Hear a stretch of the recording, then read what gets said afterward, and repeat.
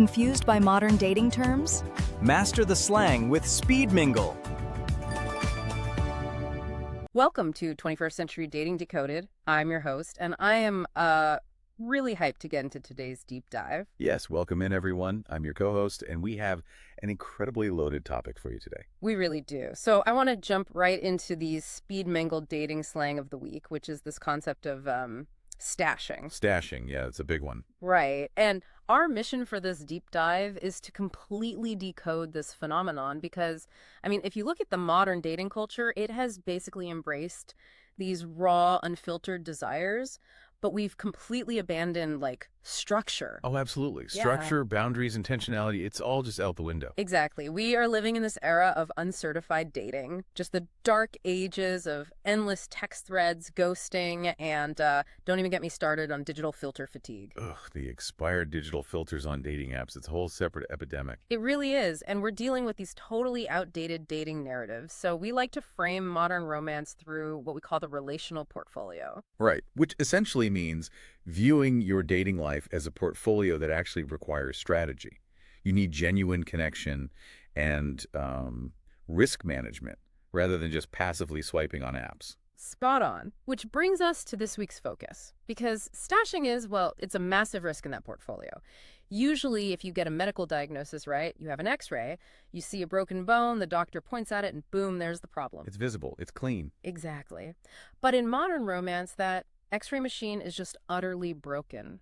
We prioritize ambiguity over actual attachment. And the damage isn't always something you can point to.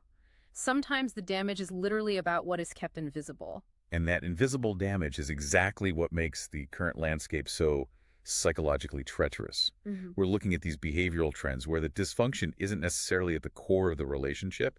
It's entirely at the perimeter. Right. So let's define this for the listener, because stashing, some people also call it pocketing, right? Yes, pocketing is the other term for it. Okay, so it's not an accident. It is this deliberate, highly calculated act of hiding a romantic partner from your broader social circle. Your family, your digital life, all of it. While at the exact same time maintaining a fully functioning, super intimate relationship behind closed doors. Which is the crazy part. Mm-hmm. And to really pin down what stashing is, I think we have to start by eliminating what it isn't. Right. Let's clear the deck because the dictionary of bad dating behavior is, frankly, depressing. It is long and depressing. So first off, stashing is not ghosting. Ghosting relies entirely on absence. It's that sudden, complete radio silence. It's the coward's exit. They just evaporate. Exactly. But stashing happens within an active, ongoing connection. Right. And it's also not breadcrumbing. Oh, breadcrumbing. Yeah, where someone gives you just enough sporadic digital encouragement, like a random text every 3 weeks, or they drop a fire emoji on your story. They keep you on the bench as a backup option. Yeah. But they never actually commit to seeing you. Right. There's no deep physical or emotional intimacy there. And we also have to separate stashing from a situationship. Because a situationship is a mutual lack of labels. Both people kind of know they are in an undefined space. It might be messy, but it's mutual. Which is distinct from a newer term our sources bring up, which is shrekking. Shrekking, right. Yeah, which is intentionally misrepresenting a relationship to outsiders as being way worse or more casual than it actually is. So what makes stashing uniquely toxic compared to all of those is the false sense of security. The private relationship feels totally solid. You might spend 5 nights a week together. Their deepest fears. Right. The core of the apple looks completely healthy, but the skin of the apple is essentially poisonous. Okay, let's unpack this. Because stashing is sort of like having a VIP membership to an exclusive club, right? But you're only allowed to enter through the back alley. Late at night. Late at night. And you are absolutely forbidden from telling anyone you're a member. You get all the perks inside the building, but the second you step outside, the bouncer pretends he's never seen you in his life. The sources actually use a great term for this. They call it living in a shadow box. A shadow box? Yeah, you're trapped in this isolated space where the romance thrives, but your public existence is just zeroed out. Wow. And that shadow box, that has to require a massive amount of energy to maintain. Oh, the compartmentalization is exhausting, especially in our hyper-connected world where every meal and workout is broadcast to hundreds of people. Keeping an entire human being hidden takes active daily management. So how does the stasher actually pull this off? How did they build these walls? It relies heavily on a concept the sources call plausible deniability. Plausible deniability, which is essentially a PR strategy for their single life. Exactly. They aggressively maintain this solo persona to signal continued availability to the outside world. And there are 3 specific behavioral patterns they use to achieve this: digital erasure, public avoidance, and the secret circle. Okay, let's dive deep into digital erasure first, because, in the 21st century, the absence of a digital footprint is not a neutral act, it's loud. Very loud. If someone documents everything, but you are nowhere to be found, that is a glaring, calculated omission.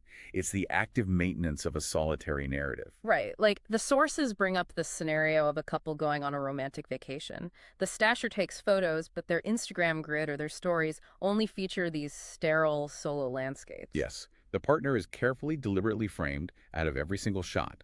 Or it's a photo of 2 coffee cups, but they crop the table so it only shows 1. It's literally erasing you.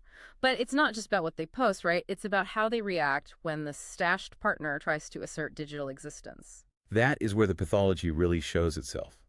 Because if you try to tag them in a photo or do any sort of soft launch online, the stasher panics. They get super defensive. Extremely defensive. They'll untag themselves, ask you to take the post down, or say something like, "Oh, I'm just a very private person online." Even if their feed is stuffed with photos of friends and coworkers. Exactly. They are actively erasing physical evidence of your influence on their life, which leads to the real-world component: public avoidance. Because you can't just manage the digital perimeter, you have to manage the geographical perimeter, too. Right. Public avoidance is the geographical enforcement of that shadow box. The stasher consistently plans dates in out-of-the-way spots. They avoid their own neighborhood, their regular coffee shop. Basically anywhere they might cross paths with an acquaintance or an ex. It's like you're only allowed to date in a 3-town radius outside of where they actually live. Yes. But the real tell is what happens when that geographical firewall fails.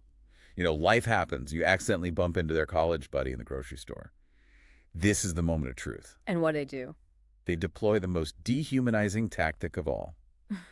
The first name only introduction. Oh, ouch. Hey, man, crazy running into you. This is Sarah. Exactly. No context, no title, no, this is my partner. By stripping away the romantic identifier in real time, they instantly demote you to the status of a vague acquaintance. It neutralizes the threat instantly. And if the stashed partner tries to push back later, like, "Hey, why didn't you introduce me as your girlfriend?" the stasher pivots to the 3rd pillar, the secret circle. Yes, they fire up the excuses engine. The excuses engine, I love that term. It's designed to create permanent roadblocks to integration. They always have a logical reason for a delay, like, "My friends are super dramatic right now. I don't want to subject you to that." Or, "Work is so stressful, let's just focus on us." Or the most manipulative one, "I love that it's just the 2 of us right now. Let's keep this special, just for us." They completely reframe isolation as exclusivity. Okay, I am listening to this, and I feel like I have to push back a bit. I want to play devil's advocate for the listener who might be feeling a little defensive right now. Okay, lay it on me. We have data from the dating app Plenty of Fish and dating expert Rachel D'Alto showing that 46.5% of modern daters prefer to take new connections slowly. Right. So almost half the dating population actively wants to pace themselves. If I meet someone new, I don't necessarily want them meeting my mom or being plastered on my Instagram in week 3. So isn't there a massive risk that we are pathologizing basic healthy privacy? How do we definitively separate a normal soft launch from an active stash? That is a very fair point, and the clinical distinction relies on a highly specific timeline. Yeah. Initial discretion is incredibly healthy early on, but clinical specialists provide a firm diagnostic metric, the 6-month mark. Okay, so 0 to 3 months, it is totally acceptable to keep things contained while you figure out if you even like each other. Absolutely. Early dating requires an articulated boundary, but once a relationship crosses that half-year threshold, the context completely shifts. Healthy discretion mutates into pathological concealment. So if you're at 6 months of deep intimacy and there's no movement toward public integration. You are no longer taking it slow. You are engaging in a strategic effort to prevent the relationship from becoming real in the eyes of the community. It's an active avoidance of accountability. Taking it slow implies movement, just gradual movement. Stashing is standing completely still while hiding behind a curtain. That's a perfect way to put it. But to truly understand this, we can't just look at the timeline. We have to look under the hood at the psychological motivations. Why are they building the shadow box in the first place? Let's get into the why, because the sources categorize these drivers into buckets that range from sheer vanity to incredibly complex survival tactics. We're looking at four main motivations: keeping options open, aesthetic classism, avoidant attachment, and cultural shields. Let's start with the most cynical one, keeping options open. By maintaining a single persona publicly, the stasher retains absolute freedom. They can flirt, stay on dating apps, or just pivot to a new partner without any of the social friction of a public breakup. Exactly. They want the emotional scaffolding of a relationship, the late-night texts, the physical intimacy, but they demand the marketing profile of a highly available single person. They want to have their cake and eat it in the dark, which ties directly into the second motivation: aesthetic classism and the fear of judgment. Because we live in an era of intense personal branding. We do. And the sources cite author Erin Bunch on this, and her observation is just brutal. She notes that some stashers treat their partners like a human version of Candy Crush. Oh my gosh. Candy Crush. Right. It's just a private source of dopamine. You pull out the app when you're bored, get a quick hit of comfort, and then you put it away in your pocket. You were never intended to be part of their real-world integration. It completely reduces a complex human being to a consumable digital commodity. Aesthetic classism happens when a stasher hides a partner because they don't align with their tailored social media aesthetic or their perceived social status. Right. Maybe the partner dresses differently or works a blue-collar job while the stasher is in the corporate world. The stasher is terrified their network will judge them. Okay, here's where it gets really interesting, though. Because while keeping options open and aesthetic classism are rooted in manipulation, the sources point to motivations that are deeply embedded in the stasher's psychological wiring. Let's look at avoidant attachment. Yes. Avoidant attachment and relational claustrophobia. This shifts the motivation from malice to deep-seated anxiety. For an avoidantly attached person, total relational integration feels like an existential threat. It feels like suffocation. So by keeping you completely separate from their friends and family, they are essentially building a firewall around their core identity. Precisely. They can enjoy the companionship, but if the relationship catches fire and burns down, the flames never reach their real life. You just quietly disappear. And their external world remains completely untouched. They're mitigating risk. But then there's a fourth motivation, and this one requires profound nuance because it flips the entire paradigm. The sources call it the cultural shield. And as we discuss this, we need to emphasize to a listener that we are looking at this complex issue impartially, strictly based on the material provided in our sources, like the platform Asian parent stories. We aren't endorsing these dynamics, just reporting on them. Right. Because in these highly specific contexts, stashing isn't about vanity or avoiding commitment. It's as a desperate survival tactic. In high-stakes cultural or familial scenarios, like interracial dating, stark religious differences, or super strict traditional expectations, a partner might be hidden to shield them from catastrophic familial fallout. The sources detail individuals hiding partners to protect the relationship from severe verbal abuse, racist hostility, or the very real threat of being completely disowned or written out of the will. In these instances, the stashing is fueled entirely by fear. Not shame of the partner, but fear of a family's internalized prejudice or the immense pressure of a tight-knit community. The stasher is trying to delay an inevitable explosion. So for some, the partner is an accessory that doesn't match the digital outfit, but for others, stashing is like putting your relationship in the witness protection program to keep it safe. That is an incredibly apt analogy. But the tragedy is this. Even if the motive is purely protective, the psychological burden on the hidden partner remains exactly the same. The somatic damage is still being done. Which brings up a fascinating macro-level question. How much has our hyper-visual culture intensified this? 50 years ago, your private life was inherently private by default. You didn't have a mechanism to instantly announce your dating life to 1,000 loose acquaintances? Right. But today, the intentional omission of a partner feels so much heavier. It feels like an aggressive act of denial. Because social media has created a mandatory public ledger of our identities. When a significant partner is systematically erased from that ledger, it is no longer a neutral choice. It's a documented psychological phenomenon. Okay, so having established that the motivations can range from vanity to survival, how do we define the clinical boundaries? We throw words like privacy and secrecy around as if they mean the same thing. But in relationship psychology, they're diametrically opposed. They operate on fundamentally different internal mechanics. And this brings us directly to relationship specialist Bruce Music's diagnostic framework. Let's break down music's framework, because privacy, at its core, is healthy, isn't it? It's not just healthy, it is a fundamental human right. Music defines privacy as the state of being apart from observation, motivated by individuation. Individuation. Let's spend some time on that, because I think it's a concept that gets totally lost in the romanticized idea of finding your other half. Oh, completely. To understand individuation, we have to look at developmental stages. You begin as the separate me two independent people. Then you fall in love and enter the romance stage. The classic honeymoon phase. You merge into the WE, you finish each other's sentences, share a single brain. Right. But biologically and psychologically, you cannot stay in that merged state permanently. If you try, you will experience severe relational claustrophobia. To mature, you have to transition to the power struggle stage, Where the goal is to become the individuated US, finding yourself again without losing the connection. Exactly. Privacy is the mechanism that allows you to process your own independent thoughts and maintain a distinct sense of self. And music brings in the paradox of attraction here, which is profound. Right, the premise is simple. We are not sexually attracted to ourselves, we are attracted to an other. Yes. If you stay completely merged, couples inevitably report feeling more like roommates or siblings than vital lovers. The otherness of your partner is the fuel of desire.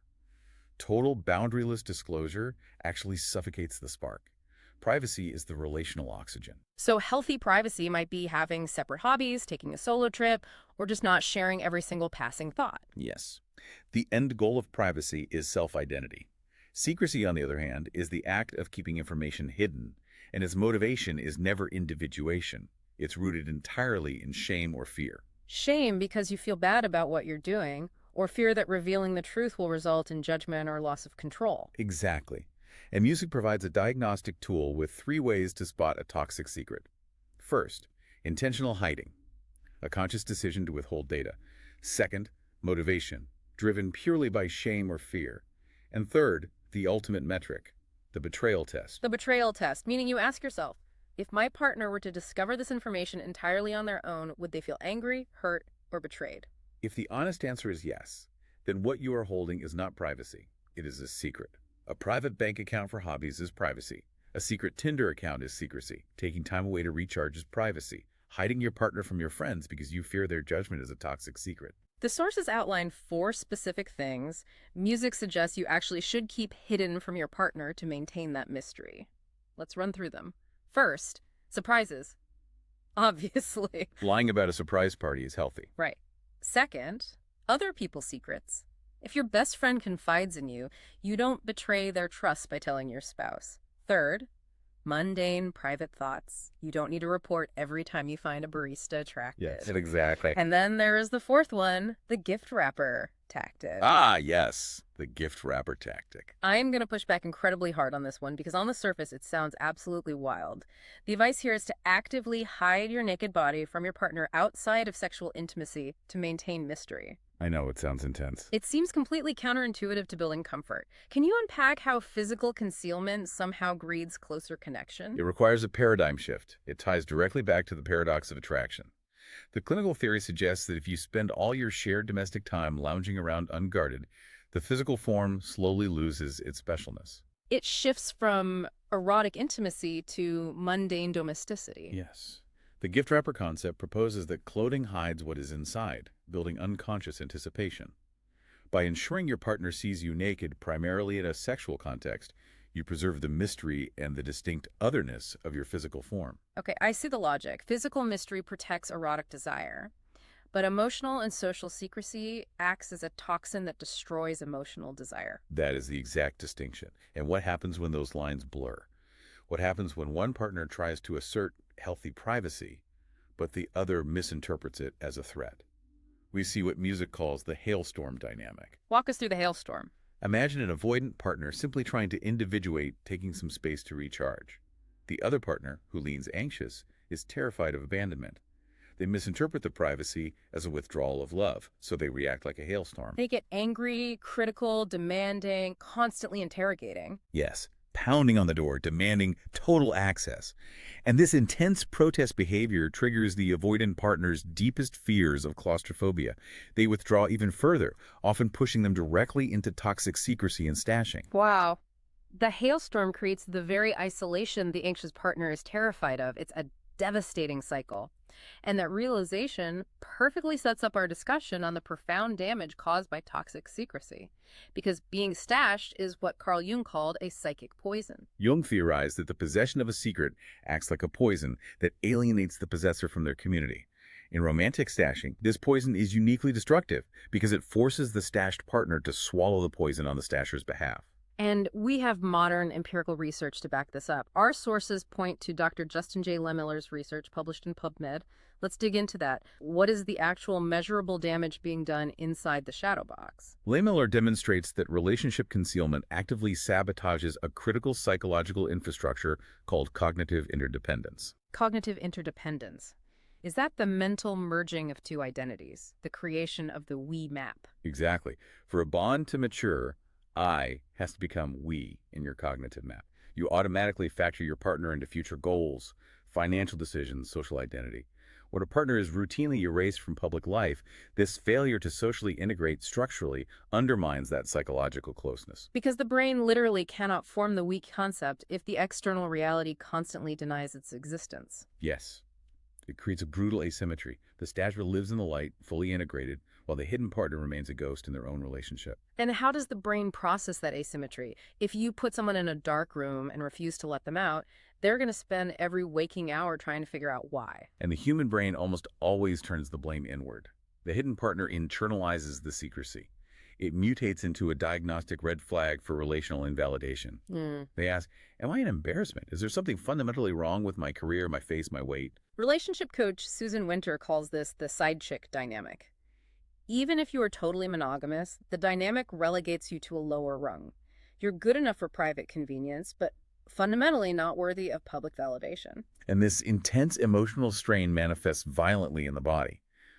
Lehmiller's research shows that secrecy generates a persistent state of negative affect. Meaning chronic, inescapable negative emotions. Specifically, chronic anxiety, hypervigilance, nervousness, and a baseline state of fear. Imagine the physiological stress of just going out to dinner with a stasher. Your nervous system is in overdrive, constantly scanning their face for panic. You're wondering if they're going to pull away if they spot a coworker. It transforms a date into an exhausting tactical performance. And over time, maintaining that hypervigilance leads to profound fatigue, insomnia, digestive issues, and somatic pain. The body literally breaks down under the weight of the secret. So, to you, the listener, if you are nodding along right now, being a secret doesn't just hurt your feelings, it literally makes you sick. It's like trying to grow a plant in a dark closet. Eventually, the like of light manifests as physical withering. You simply cannot thrive in an environment where your existence is treated as a liability. And once you realize you are withering in the dark, you need a strategy to get out. Which brings us to actionable clinical protocols for confronting a stasher. How do we break free without triggering an explosion? We have to return to the two rules. The rule of betrayal versus the rule of mystery. You demand total transparency regarding information that causes betrayal, like being systematically excluded, but you respect the rule of mystery by maintaining your own personal separateness. Right, so you don't trigger the hailstorm dynamic. But the hidden partner must take the initiative to open direct communication. You can't approach this recklessly. You can't just come out swinging and call them a narcissist. Absolutely not. Therapists heavily advise against accusatory language. If you attack their character, they will instantly deflect or shut down. You must rely on I statements. Focus strictly on neutral observation and your personal emotional needs. Give me a concrete example. What exact words should I use? You might say, I've noticed that we've been dating for 6 months now, and we spend a lot of wonderful time together, but I haven't met any of your friends or family yet. I feel hurt and sidelined when I'm kept at a distance. Can we talk about a timeline for integration? Because moving forward, I need to feel that my partner is proud of our bond. It's brilliant. It's strictly observational, 6 months is a fact, and it states a core need without calling them a monster. It puts the ball entirely in their court. And this conversation acts as an immediate diagnostic litmus test for the viability of the entire relationship. There are two distinct outcomes. The first is relational viability. The green light. Yes. A committed partner will validate your concern. They might share underlying motivations, past trauma, family issues, but most importantly, apologies are followed by actionable steps.